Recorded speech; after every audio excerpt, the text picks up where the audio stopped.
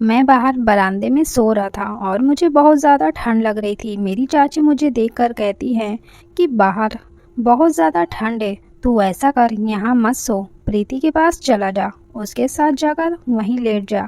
क्योंकि हमारे दो ही कमरे थे। मुझे बहुत खुशी हुई। आपको बता नहीं सकता मैं कितना ज़्यादा खुश था, लेकिन मैंने अपने चेहरे पर अपनी खुशी जाहिर नहीं होने दी।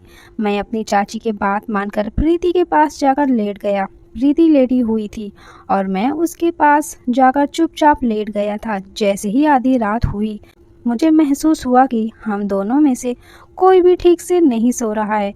मैंने हल्के से करवट बदली और अपनी चादर ठीक की। प्रीति भी जाग रही थी, लेकिन उसने कुछ नहीं कहा। माहौल में अजीब सी खामोशी थी और मेरे दिल की धड़कन तेज हो रही थी। मैं समझ नहीं पा रहा था कि यह सब सिर्फ मेरा वहम है या सच में वह भी जाग रही है। मेरी चाची की छोटी बहन बहुत ही सुंदर थी, लेकिन मैं उन्हें सुंदर कहने में झिझकता था क्योंकि मुझे डर लगता था कि कहीं वह यह बात चाची को बता ना दे। आज तक मैंने उनसे इस बात की खुली बातें नहीं की थी। हम संयुक्त परिवार में रहते थे। मेरे पापा और चाचा खेती का काम करते थे और ज़्यादातर खेत में ही रहते थे। मेरी मम्मी और चाची घर संभालती थी और मेरी चाची का एक बेटा था जिसकी उम्र करीब 6 साल थी। चाची की दो बहनें थीं। बड़ी की उम्र 28 साल और छोटी बहन प्रीति की उम्र करीब 22 साल थी। सच कहूँ तो चाचा की शादी वाले दिन ही मैंने उन्हें देखकर मन ही मन पसंद कर लिया था। शाम के समय हम खाना खा रहे थे, तभी चाची ने बताया कि बलजीत का जन्मदिन है और हम उसकी मौसी यहाँ आएगी। यह सुनते ही मेरे मन में अलग ही खुशी भर गई। मैंने चाची से पूछा, क्या आपके घर वाले भी आएंगे? चाची ने कहा, नहीं, पापा की तबीयत ठीक नहीं है, इसलिए मम्मी नहीं आ पाएंगी, लेकिन छोटी बहन ज़रूर आएगी। जब वह बस स्टैंड पहुंचेगी तो तुम उसे ले आना। मैंने उसे तुम्हारा नंबर दे दिया है, बस स्टैंड पहुंचकर वह तुम्हें फ़ोन कर देगी। यह सुनकर ही मेरी खुशी का ठिकाना ही नहीं रहा। मैंने जल्दी से खाना ख़त्म किया और मैं अपने कमरे में चला गया।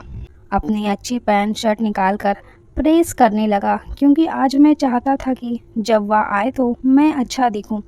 मैं उन्हें काफ़ी समय से पसंद करता था, लेकिन मुझे नहीं पता था कि वह मुझे पसंद करती है या नहीं, और ना ही मैंने कभी उनसे इस बारे में कुछ पूछा था क्योंकि मेरे अंदर इतनी हिम्मत नहीं थी कि मैं बेसब्री से उनके फ़ोन का इंतज़ार कर रहा था। मुझे लग रहा था कि जैसे ही फ़ोन आएगा तो मैं तुरंत ही निकल जाऊंगा। मैंने नहाने से पहले ही अपना फ़ोन अपने पास ही रखा ताकि उनका कॉल मिस ना हो जाए। थोड़ी देर बाद एक नए नंबर से फ़ोन आया। मुझे अंदाज़ा था कि यह उन्हीं का होगा। मैंने जल्दी से फ़ोन उठाया। जैसे ही मैंने हेलो कहा, आगे से मीठी सी आवाज़ आई, क्या आप समीर बोल रहे हैं? मैंने कहा, हाँ। तो उन्होंने कहा, मैं बस स्टैंड पर आ गई हूँ, मुझे आकर ले जाओ। यह सुनते ही मेरा दिल ज़ोर से धड़कने लगा। मैंने कहा, आप वहीं इंतज़ार कीजिए, मैं अभी आता हूँ। उन्होंने ठीक है कहकर फ़ोन रख दिया। मैंने जल्दी से परफ्यूम लगाया जो मुझे मेरे जन्मदिन पर दोस्त ने गिफ्ट दिया था। आज पहली बार मैंने उसे इस्तेमाल किया था क्योंकि आज का दिन मेरे लिए ख़ास था। मैं तुरंत बाइक लेकर निकल पड़ा। रास्ता करीब 10 मिनट का था, इसलिए मुझे लगा जैसे यह रास्ता कभी ख़त्म ही नहीं होगा। जैसे ही मैं बस स्टैंड पहुंचा और मेरी नज़र उन पर पड़ी, मैं कुछ पल के लिए ठहर गया। वह लाल रंग के कपड़ों में बहुत ही प्यारी लग रही थी। बालों की नई स्टाइल उन्हें और भी आकर्षक बना रही थी। मैं उनके पास गया। उन्होंने मुस्कुराकर मुझे देखा और मेरा नाम लिया। मैंने उनका बैग पकड़ा और उन्हें बाइक पर बैठने के लिए कहा। रास्ते भर हम हल्की फुल्की बातें करते रहे। मैं कभी शीशे में उन्हें देख लेता तो कभी हल्की सी मुस्कान दे देती। घर पहुंचते ही चाची अपनी बहन को देखकर बहुत ज़्यादा खुश हो गई और घर में रौनक बढ़ गई। अगले दिन बलजीत का जन्मदिन था। घर में तैयारियों का माहौल था। हमने गांव के कुछ लोगों को बुलाया था और छोटी सी पार्टी रखी थी। रात को जब वह तैयार होकर आई तो उन्होंने नीले रंग का सूट पहना था। संयोग से मैंने भी नीले रंग का शर्ट पहन लिया था। हालांकि मैंने ऐसे दिखाया जैसे मुझे पहले से पता नहीं था। पार्टी बहुत अच्छी रही। केक कटा, सबने मिलकर खुशी मनाई। देर रात तक माहौल खुशनुमा रहा। जब सब लोग चले गए तो बलजीत जिद करने लगा कि मैं अपनी मौसी के साथ सोऊंगा। मैंने कहा ठीक है, मैं बाहर बरामदे में सो जाऊंगा और वह मेरे करीब में सो जाए। ठंड बहुत थी लेकिन मैं उन्हें परेशान नहीं करना चाहता था। मैं बाहर जाकर लेट गया लेकिन ठंड के कारण काँप रहा था। तभी चाची आई और बोली, बाहर बहुत ठंड है, अंदर जाकर सो जाओ। मैंने मना किया लेकिन उन्होंने मेरी बात नहीं मानी और मुझे अंदर भेज दिया। कमरे में बलजीत बीच में लेटा था और प्रीति एक और मैंने दूसरी ओर अपनी जगह बना ली। लाइट बंद हो गई और हम सब लेट गए। कमरे में सन्नाटा था और मेरे मन में कई ख्याल चल रहे थे। ये मुझे महसूस हो रहा था कि वह भी पूरी तरह से नहीं सोई है, लेकिन हम दोनों चुप थे। उस रात हमने कोई जल्दबाजी नहीं की, सिर्फ अपने मन की बातों को समझने की कोशिश की कि मुझे लगा कि रिश्ते सम्मान और सही समय से ही आगे बढ़ते हैं और मैं उसी समय का इंतजार करने लगा। उस रात कमरे में सन्नाटा था, लाइट बंद थी और बाहर ठंडी हवा की आवाज़ हल्की हल्की सुनाई दे रही थी। बलजीत बीच में गहरी नींद में सो चुका था और मैं बिस्तर के कोने में आंखें बंद किए लेटा था, लेकिन मेरी नींद पूरी तरह उड़ चुकी थी। मेरे दिल की धड़कन तेज थी और दिमाग में तरह तरह के ख्याल आ रहे थे। मुझे महसूस हो रहा था कि प्रीति भी अभी तक नहीं सोई है, क्योंकि अभी वह हल्की सी करवट बदलती, कभी चादर ठीक करती। मैं समझ नहीं पा रहा था कि बात शुरू करूं या चुप रहूं। काफी देर की खामोशी के बाद मैंने धीमे से पूछा, तुम्हें ठंड तो नहीं लग रही है? उसने हल्की आवाज में कहा, नहीं, मैं ठीक हूँ। फिर कुछ पल दोनों चुप रहे, लेकिन उस चुप्पी में भी जैसे बहुत सी बातें छिपी हुई थी। मैंने हिम्मत जुटाई और कहा, प्रीति, मुझे तुमसे एक बात कहनी है, अगर तुम बुरा ना मानो तो। उसने धीरे से कहा, कहो, मैं सुन रही हूँ। मेरी आवाज़ हल्की कांप रही थी, लेकिन मैंने दिल की बात कह दी। मैंने कहा, मुझे तुम बहुत समय से पसंद हो, शायद उस दिन से जब मैंने तुम्हें पहली बार देखा था, लेकिन कभी कहा नहीं पाया। या कहते ही मैं चुप हो गया और उसके जवाब का इंतज़ार करने लगा। कुछ पल तक उसने कुछ भी नहीं कहा, फिर धीमे से बोली, मुझे लगा था कि तुम कुछ ऐसा ही कहोगे। उसकी आवाज़ में नाराज़गी नहीं बल्कि सादगी थी। उसने आगे कहा, समीर, मुझे भी तुम अच्छे लगते हो, लेकिन हमें हर कदम सोच समझकर उठाना चाहिए। घर परिवार की इज्जत सबसे पहले होती है। उसकी बात सुनकर मेरे दिल को सुकून मिला, क्योंकि मुझे डर था कहीं वह मुझसे नाराज़ ना हो जाए। मैंने कहा, मैं भी यही चाहता हूँ कि जो भी हो सही तरीके से हो। मैं बस अपने मन की बात तुम्हें बताना चाहता था। उस रात हम दोनों ने अपने बचपन की बातें की, मेरी पढ़ाई की बातें की, उसके सपनों के बारे में चर्चा हुई। उसने बताया कि वह आगे पढ़ना चाहती है और कुछ बनना चाहती है। मैंने उसे भरोसा दिलाया कि अगर कभी मुझे उसका साथ मिला तो मैं उसके हर सपने में उसके साथ खड़ा रहूँगा। धीरे धीरे बातचीत करते करते कब रात बीत गई हमें पता ही नहीं चला। सुबह हल्की सी रोशनी कमरे में आई तो हम दोनों ने उस ऐसे दिखाया जैसे पूरी रात चैन से सोए हो। चाची ने दरवाज़ा खटखटाया और सबको उठने के लिए कहा। हम दोनों सामान्य बने रहे ताकि किसी को कोई शक ना हो। नाश्ते के समय मैं उससे नज़रें मिलाने से बच रहा था, लेकिन वह हल्की सी मुस्कान देकर सब सामान्य कर देती। उस दिन घर में हल्की सी थकान थी, क्योंकि रात देर तक पार्टी चली थी, लेकिन मेरे अंदर एक अलग ही सुकून था, क्योंकि मैंने अपने दिल का बोझ हल्का कर लिया था।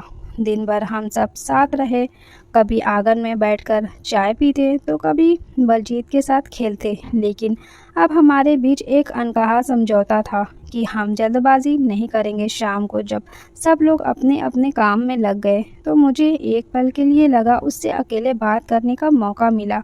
मैंने पूछा, क्या तुम सच में मेरी बात से नाराज़ नहीं हो? उसने मुस्कुराकर कहा, अगर नाराज़ होती तो कल रात ही तुम्हें बता देती। उसकी इस बात पर मेरे चेहरे पर भी मुस्कान आ गई। उसने फिर कहा, समीर, अगर तुम्हारे मन में सच्चाई है तो समय आने पर घर वालों से बात करना। मैं बिना उनकी मर्जी के कोई कदम नहीं उठाऊंगी। मैंने गंभीरता से सिर हिलाया और कहा, मैं वादा करता हूँ कि सही समय आने पर सबसे पहले चाची से बात करूँगा। उस दिन के बाद मेरे मन में और भी हिम्मत आ गई थी। मुझे लगने लगा था कि अगर इरादे साफ हो तो रास्ते खुद ब खुद बन जाते हैं। रात को जब फिर सोने का समय आया तो इस बार मैं बाहर ही लेट गया, क्योंकि मैं नहीं चाहता था कि बार बार एक ही स्थिति बने। लेकिन अब ठंड उतनी महसूस नहीं हो रही थी। शायद दिल में जो गर्माहट थी वह काफ़ी थी। अगले दिन उसे अपने घर लौटना था। यह सोचकर मेरा मन भारी हो रहा था कि लेकिन साथ ही मुझे यह भी विश्वास था कि अब हमारे बीच जो बात हुई है वह आगे ज़रूर नया मोड़ लाएगी और मैं उसी उम्मीद के साथ आने वाले कल का इंतज़ार करने लगा। अगली सुबह घर का माहौल सामान्य था, लेकिन मेरे अंदर एक अलग ही हलचल चल रही थी, क्योंकि आज प्रीति को अपने घर लौटना था। रात की बातचीत ने हमारे रिश्ते को एक नई दिशा दी थी। अब हम दोनों के बीच एक सच्चाई और विश्वास जुड़ चुका था। नाश्ते के समय वह हमेशा की तरह चाची के साथ रसोई में हाथ बटा रही थी और मैं आंगन में पापा के साथ बैठा चाय पी रहा था। लेकिन मेरी नज़र बार बार उसी तरफ चली जाती थी। वह भी कभी कभी नज़र उठाकर मुझे देख लेती थी और हल्की सी मुस्कान दे देती थी, जिससे मेरा मन हल्का हो जाता था। बलजीत बलजीत अपनी मौसी के पास ही घूम रहा था और बार बार पूछ रहा था कि आप कब फिर आओगी। वह उसे प्यार से समझा रही थी कि जल्दी आऊँगी। दोपहर तक उसका सामान तैयार हो गया था। चाची उसे बार बार समझा रही थी कि वहाँ पहुँचकर फ़ोन ज़रूर करना। मैं चुपचाप खड़ा सब देख रहा था। मेरे मन में था कि काश वह कुछ दिन और रुक जाती। आखिर मैंने हिम्मत करके चाची से कहा, अगर आप कहें तो प्रीति 2-3 दिन और रुक जाए, घर में भी रौनक रहेगी। चाची ने पहले तो मुझे देखा, फिर मुस्कुराकर बोली, अगर इसे कोई ज़रूरी काम नहीं है तो रुक सकती है। प्रीति ने हल्का सा सोचा और फिर कहा, ठीक है, मैं कुछ दिन और रुक जाती हूँ। यह सुनते ही मेरे मन की उदासी जैसे पल भर में ख़त्म हो गई। अगले कुछ दिन हमारे लिए बहुत खास रहे। अब हम खुलकर बातें कर पाते थे, लेकिन हमेशा मर्यादा का ध्यान रखते थे। सुबह कभी हम सब खेत की ओर घूमने चले जाते, कभी गांव के तालाब के पास बैठकर बातें करते। वह अपने सपनों के बारे में बताती कि वह आगे पढ़ाई जारी रखना चाहती है और अपने पैरों पर खड़ा होना चाहती है। मैं उसकी बातें बड़े ध्यान से सुनता और कहता कि अगर हमारा साथ बना, मैं तुम्हें हर कदम पर सहयोग कर दूंगा। वह मेरी नौकरी की तैयारी के बारे में पूछती और मुझे प्रोत्साहित करती कि मेहनत जारी रखो। एक शाम हम आंगन में बैठे थे, हल्की हवा चल रही थी और आसमान में सूरज ढल रहा था। मैंने उससे पूछा, क्या तुम्हें सच में मुझ पर भरोसा है? उसने बिना झिझक कहा, हाँ, अगर भरोसा नहीं होता तो मैं यहाँ रुकती ही नहीं। उसकी यह बात मेरे लिए किसी वचन से कम नहीं था। मैंने उसी समय मन ही मन तय कर लिया कि जैसे ही मुझे अच्छी नौकरी मिलेगी, मैं घर में सबसे पहले चाची से बात करूँगा। दिन ऐसे ही हंसी खुशी गुजरते रहे। कभी हम सब मिलकर खाना बनाते तो कभी बलजीत के साथ खेलते, लेकिन अब हर पल एक अलग सी मिठास थी। हम दोनों के बीच समझदारी थी और यह एहसास भी कि हमें जल्दबाजी नहीं करनी है। एक रात चाची ने मजाक में कहा, लगता है समीर अब बड़ा हो गया है। मैंने मुस्कुराकर बात टाल दी, लेकिन मेरे मन में आत्मविश्वास आ चुका था। कुछ दिनों बाद आखिर वह दिन भी आ गया कि प्रीति को वापस जाना था। इस बार उसके जाने का दुख पहले से ज़्यादा था, क्योंकि अब वह सिर्फ चाची की बहन नहीं बल्कि मेरे दिल की और करीब हो चुकी थी। मैं उसे बस स्टैंड छोड़ने गया। रास्ते भर हम चुप रहे, लेकिन उस चुप्पी में भी अपनापन था। बस आने से पहले उसने कहा, समीर, अपनी मेहनत मत छोड़ना और सही समय आने पर बात ज़रूर करना। मैंने गंभीरता से कहा, मैं वादा करता हूँ, मैं जल्दी तुम्हें लेने आऊँगा, लेकिन इस बार हमेशा के लिए बस आ गई। उसने जाते जाते एक बार पीछे मुड़कर देखा और मुस्कुरा दी। वह मुस्कान मेरे लिए उम्मीद बन गई। मैं घर लौटा तो मन थोड़ा खाली था, लेकिन दिल में एक विश्वास था कि अब हमारा रिश्ता सिर्फ ख्यालों तक सीमित नहीं रहेगा, बल्कि सही समय पर एक नई शुरुआत ज़रूर करेगा। और मैं उसी दिन से अपने लक्ष्य की ओर और भी ज़्यादा मेहनत से बढ़ने लगा। प्रीति के जाने के बाद घर पहले जैसा ही था, लेकिन मुझे हर चीज़ में उसकी कमी महसूस होती थी। आंगन की वह कुर्सी जहाँ वह बैठकर चाय पीती थी, अब खाली लगती थी। रसोई से आती आवाज़ें भी पहले जैसी नहीं लगती थी। मैं दिन भर अपने काम में लगा रहता, लेकिन रात को जब अकेला होता तो उसकी बातें याद आती। उसके शब्द मेरे कानों में गूंजते रहते कि मेहनत मत छोड़ना और सही समय आने पर बात ज़रूर करना। बस उसी बात ने मुझे और मजबूत बना दिया। मैंने पूरी लगन से नौकरी की तैयारी शुरू कर दी। सुबह जल्दी उठता, खेत के काम में पापा का हाथ बटाता और फिर पढ़ाई में लग जाता। चाची कभी कभी मुस्कुराकर मुझे देखती, जैसे उन्हें सब समझ में आ रहा हो, लेकिन उन्होंने कभी सीधे कुछ नहीं कहा, कुछ नहीं पूछा। कुछ महीनों की मेहनत के बाद आखिर वह दिन आया जब मुझे शहर की एक अच्छी कंपनी में नौकरी मिल गई। उस दिन मेरी खुशी का ठिकाना नहीं था। सबसे पहले मैंने घर वालों को यह खुशखबरी दी। पापा ने गर्व से मेरे कंधे पर हाथ रखा और चाचा ने भी खुशी जताई, लेकिन मेरे मन में एक और बात थी जो अब कहनी ज़रूरी थी। उसी शाम मैंने हिम्मत जुटाकर चाची से अकेले में बात की। मैंने कहा, चाची मुझे आपसे एक ज़रूरी बात करनी है।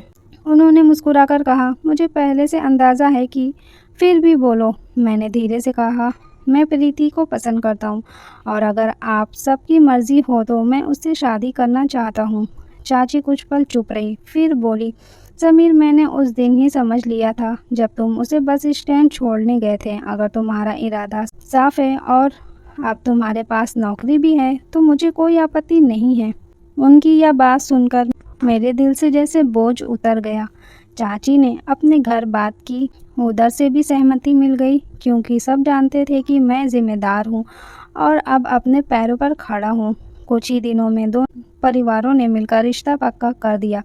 जब मैंने प्रीति से फ़ोन पर बात की तो उसकी आवाज़ में खुशी साफ झलक रही थी। उसने कहा, मुझे तुम पर भरोसा था, तुम अपना वादा ज़रूर निभाओगे। शादी की तारीख तय हो गई और घर में फिर रौनक लौट आई। इस बार तैयारी पहले से भी ज़्यादा थी। रिश्तेदारों को निमंत्रण भेज गए और गांव में भी खबर फैल गई। जिस दिन हमारी सगाई हुई उसी दिन मैंने उसकी आंखों में वही चमक देखी थी जो पहली बार बस स्टैंड पर देखी थी। शादी के दिन जब वह दुल्हन बनकर आई मेरे सामने तो मुझे लगा जैसे मेरी जिंदगी की सारी मेहनत सफल हो गई। 7 फेरे लेते समय मैंने मन ही मन वचन लिया कि हमेशा उसका सम्मान करूंगा और उसके सपनों का साथ दूंगा। आज जब हम साथ बैठकर उन दिनों को याद करते हैं तो मुस्कुरा देते हैं कि कैसे एक ठंडी रात से शुरू हुई कहानी हमें यहाँ तक ले आई है।